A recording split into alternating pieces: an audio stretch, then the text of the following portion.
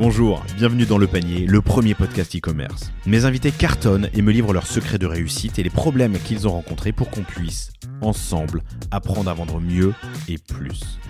Mon engagement ici est simple, avoir une conversation sans filtre et sans faux semblants, et à ce que vous repartiez inspiré des succès, mais également des échecs, de mes invités, avec les bons outils et les bons réflexes. Une livraison ne doit pas être gratuite.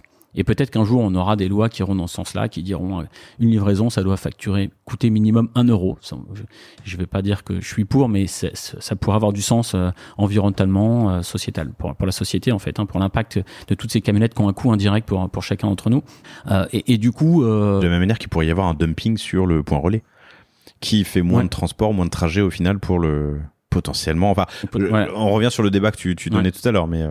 Exactement. Donc, en tout cas, on peut imaginer que donc pour certaines clientèles de sites, mais alors on va vraiment être sur des sites de produits à dimension écologique, un peu premium, l'idée de dire le transport chez nous c'est tout le temps 3 euros, c'est une participation sociétale, environnementale pour pas inciter des comportements vertueux, de pas faire plein de petites commandes, mais plutôt une commande massifiée.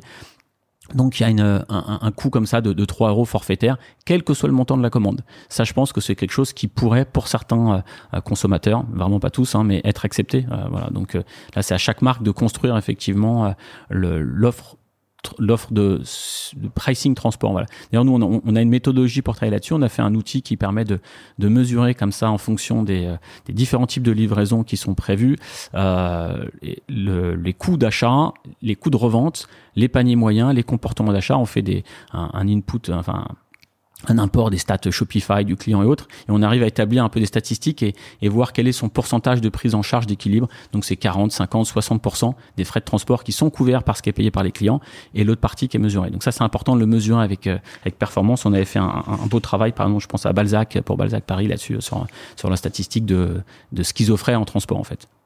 On en reparlera tout à l'heure, mais vous pouvez aller suivre Mathieu sur LinkedIn. Il y a une belle liste de clients et de use case et surtout des infos très intéressantes. Tu as parlé de testing ou d'A/B testing tout à l'heure. Qu'est-ce que je peux A/B tester ? Admettons que j'ai du volume, évidemment, parce qu'il faut du volume pour A/B tester et il faut pas faire plusieurs tests. C'est pour ça que c'est A/B et pas ABCDEF testing. C'est ça. Si j'A/B teste des choses, qu'est-ce que je peux faire ? Le mode de transport, le mode de livraison, le prix, Oui, alors typiquement, ce que font des fois les marques, c'est que pendant une semaine, 2 semaines, elles vont offrir la livraison offerte pendant 2 semaines, et donc ça va permettre de voir quelle incidence ça va avoir, quel impact ça va avoir sur les petites commandes, en tout cas le fait d'avoir offert complètement le transport. Après, c'est pas toutes les marques peuvent se le permettre. Non, ce qui peut être intéressant, c'est de se dire j'offrais le transport à partir de 59 euros. Si demain je le faisais à partir de 49, voilà, ça peut paraître petit, mais peut-être qu'aux yeux de certains consommateurs, c'est significatif. Quelle incidence ça a sur mon taux d'abandon de panier, par exemple, voilà. Donc travailler un peu sur le fait d'offrir certaines offres ou de proposer une offre si il y avait le même prix parfois il y a des sites qui vont offrir la livraison que ce soit en relais colis ou à domicile au même prix. Alors qu'en fait, le relais, ça leur coûte beaucoup moins cher. Donc là, je suis d'avis de plutôt effectivement diminuer le prix du relais. Et à sens inverse, il y a des sites qui rendent l'express donc payant par exemple 10 euros, quel que soit le montant du panier. Et les autres transports sont aussi payants pour une petite commande. Par contre, lorsqu'on fait une grosse commande, tous les transports deviennent gratuits, sauf l'express qui reste à 10 euros. Donc là, moi, je pars du principe que, pour le coup, le prix de l'express pourrait payer pour qu'en fait la marge qui a passé entre une livraison normale et une livraison express reste toujours à 5 euros. Si la livraison de départ c'était 5 euros. Donc essayer de réfléchir comme ça à construire quelque chose qui a du sens pour le consommateur et qui soit aussi cohérent par rapport aux équilibres économiques du site. Hyper intéressant. Et tu le disais tout à l'heure, mais c'est intéressant, il y a une étude qui dit que les gens préfèrent acheter un produit à 25 qu'un produit à 20 plus 5. Oui. Donc vaut mieux dire 25 et livraison offerte, d'ailleurs pas gratuite, pour pas dévaloriser le métier, que 20 dans certains cas. T'as touché un point là qui est intéressant, et peut-être dernière question que je te pose sur la partie expérience client, le front, on va dire, du transport.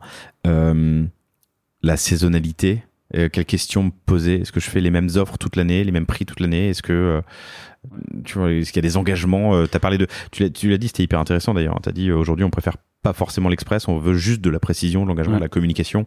Donc en fonction des périodes de l'année, là on est l'épisode sort, on est en novembre, on est dans les 2 mois de le marathon de fin d'année du e-commerçant. Avec donc des volumes qui vont être énormes, beaucoup de travail pour les transporteurs, qui vont peut-être voir leur réseau un peu mis à mal, avec des risques de saturation et aussi des risques de saturation des points relais. Hein. Il y avait des e-commerçants qui me disaient il y a 2 ans, nous on arrête le relais au mois de décembre parce que on a eu trop de mauvaises expériences de relais qui étaient saturés, qui refusaient les colis. A priori en 2022, ça a plutôt pas trop mal été géré par les leaders du marché. En 2000, voilà, à quid pour 2023, mais vu que les volumes sont pas en croissance aussi forte que d'habitude. Je pense qu'ils vont gérer assez bien cette période-là. Alors, faut savoir qu'aux États-Unis, c'est assez intéressant. Il y a des pics périodes surcharge. Donc, et en France, il y a quelques acteurs qui ont fait des tests comme ça, à essayer de rendre le transport plus cher sur les périodes de fin d'année notamment. Hein, voilà. Et la Poste avait tenté ça il y a 2 ans. Ils ont vite fait marche arrière devant la levée de bouclier qu'il y a eu de la part des e-commerçants. Mais c'est vrai que pour eux, c'est beaucoup d'intérimaires, d'embauche d'intérimaires et des coûts d'exploitation qui augmentent. Voilà. Il faut savoir que même aux États-Unis, on a même un phénomène où en fait les transporteurs s'engagent sur un volume, mais ils vont avoir des pénalités s'ils dépassent le volume, parce que ça met à mal le réseau du transporteur. Et donc ils veulent éviter là les études de certains e-commerçants qui avec des attitudes opportunistes vont mettre maîtrise quoi. Donc en fait ils disent voilà, nous on va prendre 1000 colis par jour. Par contre, si tu m'en mets 2000, moi, je vais les prendre. Mais moi, les 1000 supplémentaires, je vais te les vendre plus cher que les 1000 qu'on avait convenus initialement.